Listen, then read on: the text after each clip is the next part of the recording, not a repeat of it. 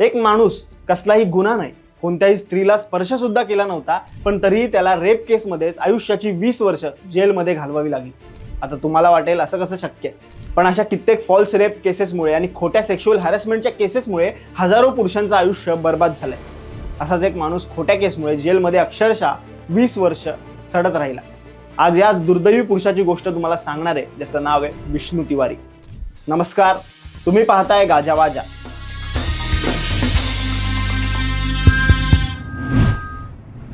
ते एक वाक्य आहे, a woman is always innocent until proven guilty and a man is always guilty until proven innocent. Vishnu Tiwari असाच innocent होता, पण त्याला आपल्या आयुष्याची 20 वर्ष म्हणजे जवळपास अर्ध आयुष्य जेलमध्ये काढावं लागलं. गुन्हा काय? तर काहीच नाही. मग जेलमध्ये का गेला? तर एक फॉल्स रेप केसमुळे.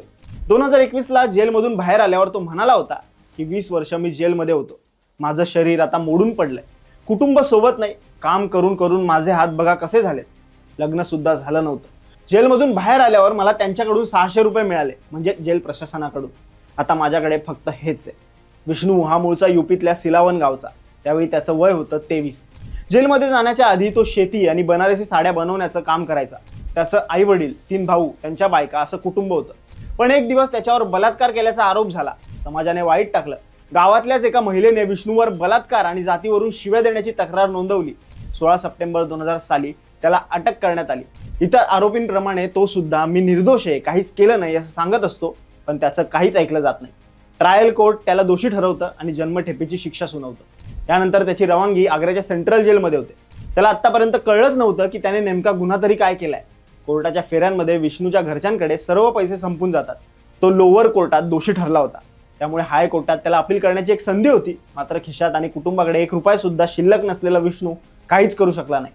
यानंतर त्याचा निर्दोष असतानाही जेलचं भयानक आयुष्य भोगण्याचा प्रवास सुरू झाला होता. वडील महिन्याला भेट द्यायला यायचे, पण शेवटी तो वडिलांनाही तेच सांगायचा की मी काहीच केलं नाहीये. वर्ष उलटली. 1 वर्ष, 2 वर्ष, 5 वर्ष, 10 वर्ष. इथे राहून तो आता इथलं जीवन शिकला होता. त्यातच तो जेलमध्ये जेवण सुद्धा बनवायचा. 2014 साली त्याच्या वडिलांना पॅरालिसिसचा झटका आला, पण वडिलांच्या उपचारासाठी पैसे नव्हते. पुढच्या वर्षभरात त्याच परिस्थितीत त्याच्या वडिलांचा मृत्यू झाला, पण विष्णूला त्याची खबरच नव्हती. दर महिन्याला भेटायला येणारे वडील इतके दिवस आलेच नाहीत, त्यामुळे तो आधीच टेन्शनमध्ये असतो. वडिलांच्या निधनाच्या 6 महिन्यांनी त्याला एक पत्र येतं.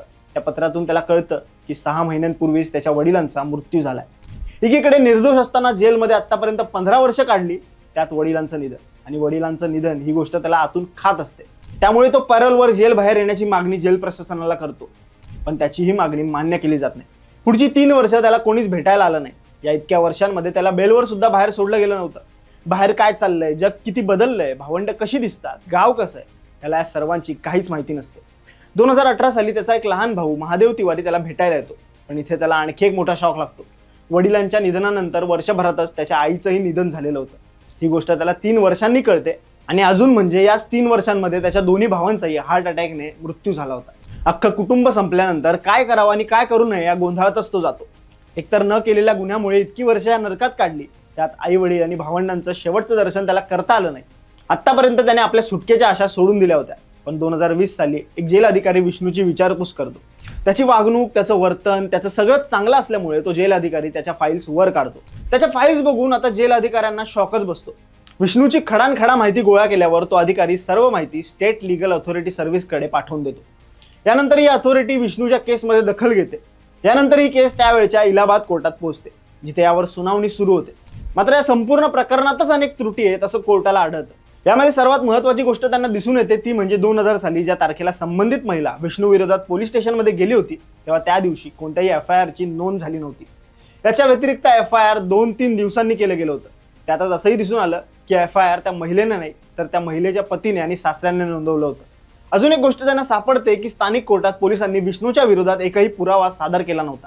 त्यातच महिलेच्या मेडिकल रिपोर्टमध्ये बलात्कार केल्यासारखं काहीच आढळलं नव्हतं. महिलेला कोणत्या इंजरी नव्हत्या. तक्रार नोंदवताना मात्र अनुसूचित जातीच्या महिलेवर बलात्कार केल्याचा, धमकी दिल्याचा, लैंगिक शोषण केल्याचा गुन्हा विष्णूवर दाखल करण्यात आला होता. पण तरीही फक्त चार्जशीटच्या आधारे त्याला शिक्षा सुनावण्यात आली आणि 20 वर्ष तो जेलमध्ये सडत राहिला. अखेर अलाहाबाद हायकोर्टाने सगळ्या गोष्टींची तपासणी करून विष्णू निर्दोष आहे असा निकाल दिला. शेवटी जवळपास 20 वर्षांनी म्हणजे 2021 साली तो जेलमधून बाहेर आला. तो बाहेर आला, पण त्याचं स्वतःचं असं आता काहीच राहिलं नव्हतं. पोलीस, कोर्ट कचेरी, जेल यांच्या पायी त्याने कुटुंब, पैसे आणि इज्जत देखील गमावली. आता तुमच्या डोक्यात आणखी एक प्रश्न आला असेल की यात दोषी कोण? तर 2000 साली विष्णू आणि त्याच्या कुटुंबियांमध्ये जमिनीवरून वाद सुरू होता. दुसऱ्या कुटुंबाला चांगला पॉलिटिकल बॅकअप होता, त्यामुळे त्या कुटुंबातील एका महिलेने विष्णूवर खोटे बलात्काराचे आरोप केले आणि ती ललितपूर पोलीस स्टेशनमध्ये तक्रार नोंदवायला गेली. त्या दिवशी तिची तक्रार नोंदवली गेली नाही, त्यामुळे तिच्या नवऱ्याने आणि सासऱ्याने स्थानिक राजकीय नेत्यांचा लवाजमा पोलीस स्टेशनमध्ये नेऊन विष्णूवर जबरदस्ती FIR नोंदवून घेतली. पोलिसांवर प्रेशर टाकला आणि त्याला या खोट्या बलात्काराच्या प्रकरणात दोषी ठरवण्यात आलं. महत्त्वाचं म्हणजे यामध्ये SC/ST ऍक्टचाही गैरवापर करण्यात आला. पण अखेर सत्य 20 वर्षांनी सर्वांसमोर आलं. असं कितीतरी विष्णू आज असेच खोट्या केसेसमध्ये अडकून जेलमध्ये सडतायत. समाजाने कधीतरी त्यांचाही विचार करावा, त्यांच्याही हक्कांसाठी बोलावं, इतकंच.